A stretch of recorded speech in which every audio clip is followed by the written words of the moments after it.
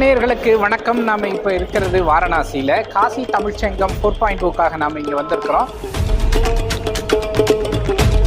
அடுத்த ஆண்டு வாரணாசியை முழுமையாக அதனுடைய இன்ஃப்ராஸ்ட்ரக்சர் லெவலில் தயார்படுத்தக்கூடிய பல ப்ராஜெக்டுகள் போயிட்டு இருந்தாலும் இந்த ப்ராஜெக்ட் ரொம்ப முக்கியமானதாக கருதப்படுது. அப்படிப்பட்ட ஒன்று தான் ரோப் கார் ப்ராஜெக்ட்.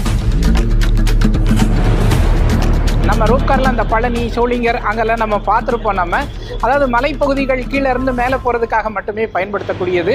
அப்படி தான் இதுவரைக்கும் ஆசியா முழுவதுமே பயன்படுத்திக்கிட்டு இருக்காங்க. ஆனால் பொதுமக்கள் பயன்பாட்டுக்கு, லோக்கல் டிரான்ஸ்போர்ட்டேஷனுக்கு ரோப் காரை பயன்படுத்துறது அப்படிங்கிறது இதுவரைக்கும் ஆசியாலேயே இல்லை.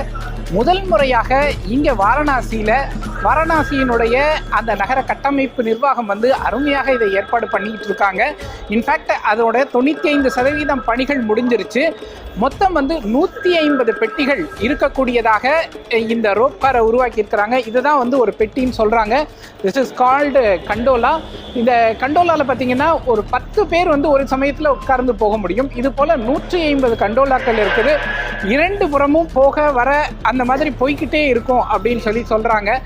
குறைந்தபட்சம் ஒரு 10 பேர் நிறைந்தவுடன் ஒரு கண்டோலா மூவ் ஆக ஆரம்பிச்சிடும். இங்கிருந்து காசி விஸ்வநாதர் கோயில் வரைக்கும் இது போகுது. மொத்தம் பார்த்தீங்கன்னா 4 ஸ்டேஷன்ஸ் இருக்குது. சாதாரணமாக நீங்கள் வாரணாசி ஸ்டேஷன்லேருந்து காசி விஸ்வநாதர் கோயில் வரைக்கும் போகணும் அப்படின்னு சொன்னால் குறைந்தது ஒரு மணி நேரம் ஆகும். காரணம் அந்த அளவுக்கு இங்கே டிராஃபிக் அதிகமாகவே இருக்கும். ஆனால் இது பயன்பாட்டுக்கு வந்துருச்சு அப்படின்னு சொன்னால் மினிமம் 16 நிமிஷத்தில் நீங்கள் அங்கே போய் சேர்ந்துடலாம். அதுவும் காசி விஸ்வநாதர் கோயில் பக்கத்துலேயே இதுக்குண்டான ஸ்டேஷனை அவங்க பில்ட் பண்ணியிருக்காங்க. 2026 இது முழுமையாக பயன்பாட்டுக்கு வந்துடும். ஒரு நாளைக்கு இங்கே பார்த்தீங்க அப்படின்னா லட்சக்கணக்கான சுற்றுலா பயணிகள் வராங்க. ஒரு ஆண்டில் 16 கோடிக்கும் மேலான பயணிகள் போகக்கூடிய ஒரு நகரமாக காசி இருக்குது.